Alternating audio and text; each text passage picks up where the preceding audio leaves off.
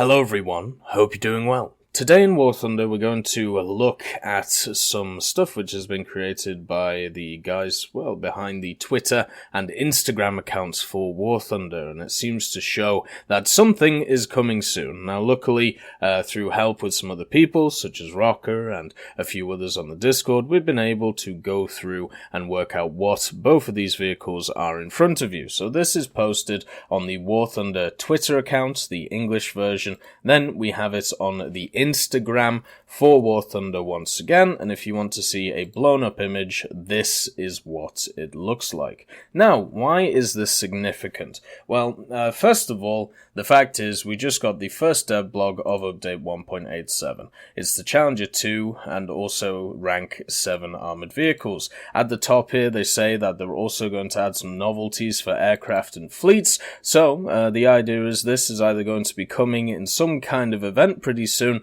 or it's going to be added to the game in update 1.87. So the question is, what is this and what is this? Well, let's go through some ideas before actually, going through them. But basically, this is the Leningrad-class destroyer, so a ship, and then the other one is the PBM, which is kind of a recon plane, which is similar kind of to the PBY, or at least how it was used, but we'll go through that a little bit later. Now, is this going to come in update 1.87, or will this come a little bit earlier? Well, it's kind of hard to tell. The first thing that kind of got me thinking was the Challenger 2 devlog came out precisely a year after the Challenger 1.1 on the 15th of February 2018. This one came out on the 15th of February 2019. So I decided to have a look at the dev blogs at the time of the 15th of February 2018. You can see a day before we had the LA200, how wrong a lot of people were about that one. And then afterwards, we had two premiums come out on the next day. So the question is, are these going to come out as dev blogs tomorrow, or is it to do with a special event, which we covered earlier?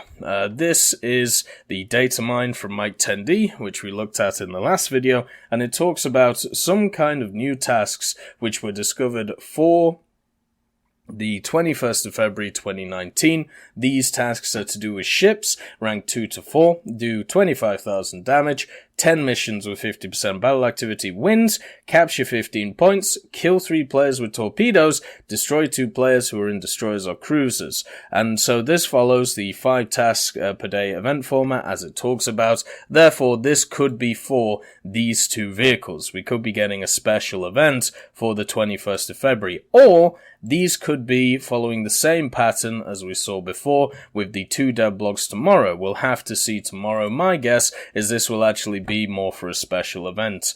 And if not, then, well, we have some interesting things to look at. So how do I know, first of all, that this is a Leningrad-class destroyer? Well, the first thing is the fact that it looks like this. The obvious things to point out, first of all, is if we look at this picture, the smokestacks right here, where it has 2 right there. Then you have the 2 main guns on the front, including what looks like some minor guns, which could be AA. If we have a look at them on this picture, you can see the 2 main guns. Then you've got the AA one here, and then you've also got a gun here. So all of the guns line up to the Leningrad-class destroyer that I've been able to look at. So the Leningrad-class destroyer is a pre-World War II design. It was built for the Soviet Navy in the late 1930s, and they were inspired by the Contre-Torpille built for the French Navy. It was also part of the first 5-year plan, and they made 3 Project 1 destroyers, and they were designed to be leaders to lead flotillas of destroyers into combat. And they were produced from 1932 to 1940 in 2 batches. So you have Project 1 and Project 38. So Project 1 created 3 of these destroyers, and then Project 38, I believe, created 3 3 more, or maybe more. Yeah, 3 more of them. 2 were lost, as you can see, and 4 were scrapped.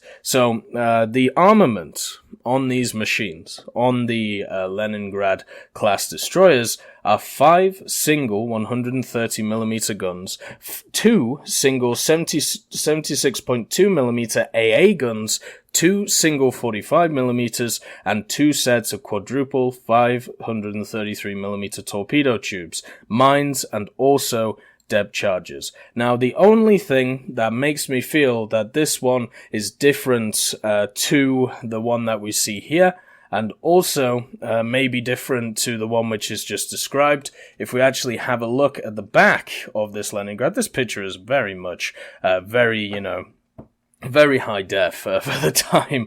You can see that there is some kind of double gun on the back. Now, this could be in reference to the 76mm, or maybe even a dual 130. But for me, I think it's safe to say that the picture that is pictured here is the Leningrad-class destroyer, because on top of all the information I've just talked about, if you actually use the Russian alphabet and transcribe this, it actually says Leningrad. The only difference is that this here we thought was an A, so it would be Leningrad, but it seems to be the actual Russian letter for L instead. So it literally says Leningrad on it, therefore it's a Leningrad-class destroyer. On top of this, some other statistics for you is that it could go 40 knots or 74 kilometers an hour, has 3 shafts, 3 good steam turbines, and also a bunch of boiler rooms. And when it comes to its armor, it doesn't seem to have any listed. But yeah, there were 6 of these made, and I believe a lot of them, or all of them, saw combat, and it's as simple as that, really. It would be nice to see this. So let's go on to the plane. The plane is the interesting part, because I was kind of waiting for this one for a long time. Oh, before we do, so there's actually been a bunch of naval camouflages added to the CDK. If you want me to go through them, I can, but it is literally just patterns of either bi or tricolor for the ships. It's nothing really crazy. It's kind of like, you know how in tanks you have like a normal camouflage and a desert camouflage and a winter camouflage? That's what it feels like with the ships, you know, basic camouflages for each ship with just slightly different patterns and slightly different colors. So those are in the CDK files now. Then we have this plane. So what is this? Well, it's the PBM. It's the Mariner. It's a American recon plane. Oh wait, actually no, let's talk about this. So before I talked about the 5-year plan, just a little bit of history. Just to show you, this is some propaganda created about the 5-year plan. It was a list of economic goals which were created by the Communist Party, mainly by the General Secretary Joseph Stalin, and it was based on his policy of socialism in one country. So it was implemented between 1928 and 1932, so the creation of the Leningrad-class destroyer was in this plan. But it is, you know, just an interesting thing if you want to read about it. It'll give you a good basis on, you know, why, you know, the Soviets produced what they did between this time period and also in the mid-30s. But going towards the the PBM, or the Mariner PBM, it was it was used between 1937 and to 1948. It was a reconnaissance, rescue, and transport aircraft, mainly used in the Atlantic, and Mariners were used as patrol bombers and also were involved with sinking 10 German U-boats. So these machines were quite prolific at what they were doing. In game, they would be very similar to the PBY, where they would have, you know, capabilities of carrying a decent bomb load, and also maybe some different mechanics which we'll actually go into. On top of this, there is also different versions of it, also in the files and in real life. So this one is a variant of the PBM-5. This is a PBM-1, so one of the initial versions. One of the easy ways of telling a difference between a PBM-1 and a PBM-5 is, first of all, the pontoons or flotillas, or I can't remember what you call them, but basically the things that allow you to land on water. So I'm going to go with pontoons, and also the fact that it has two 50 cals in the front. These machines had 8 50 cals in total, and also you can tell by the difference in engines, but if you're looking at one, just straight on, the difference between the PB1 and this flotilla pontoon, and also the 50s at the front. It also has this growth on the top of it. This is a radar that was installed on some of the PBM 5s, not all of them, just some of them, and others had a different set of radar which was also put in. Now, why is this interesting? Well, because the PBM actually has quite a fun history. Even though a lot of people think of the PBY, it was still used a lot. There was approximately about 1,500 of these made, and it has just some interesting stuff to it. So it was the first flying boat which was fitted with Radeon, which, if you don't know, is rocket assistance takeoff. So if you've ever seen those videos of planes just with a bunch of small rockets attached to them, and they have quite a short run rate, and they start going, the rockets go off, and it lifts them up off the ground. Well, this was the first flying boat to be tested with that system, which I think is really cool. You can also see the growth once again of the radar on this machine. Now, let's have a look at stuff which is actually in the CDK. We've talked about these in the past. There are 3 PBMs in the CDK. So the question is, which one of these is pictured here? So what we're looking for really is stuff which kind of makes it look like, that plane. So first of all, we have the PB1. Characteristics, no pontoons, as you can see, and also a single 50 cal in the front, no radar on the top, and the early version of the engines. If we move to the PBM3, we once again have a single 50 cal. We have an incredibly small radar, if we have a look here, right here. And then also we have the pontoons on this. The PBM3 and the PBM1 were the most numerous versions, which were actually used in World War II. And then you got the PBM5, which is also in the files. And this distinction here is the engines. You can see the difference between them. This has a 4-blade prop. This has a 3-blade, and the first one has a 3-blade, so that's how I tell the difference. And then you have two 50 cals in the front, which separates it from the single that you see from the other ones. Ooh. And also, it has two 50 cals here in this dorsal turret, whereas these also only have a single. You can tell by the flashes on the screen.